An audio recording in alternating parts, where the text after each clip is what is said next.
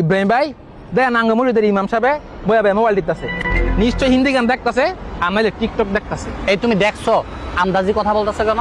আরে ভাই কত বছর দেখি আমি টিকটক দেখে, মেয়েদের নাচ দেখে, আবার মাঝে মাঝে গার্লফ্রেন্ড করে মেসেজ ড্রপ করে। শোনো, কোনো কিছু না দেখে এভাবে আন্দাজে বলা ঠিক না। আপনি দাঁড়ান, আমি এক্ষুনি প্রমাণ করতেছি।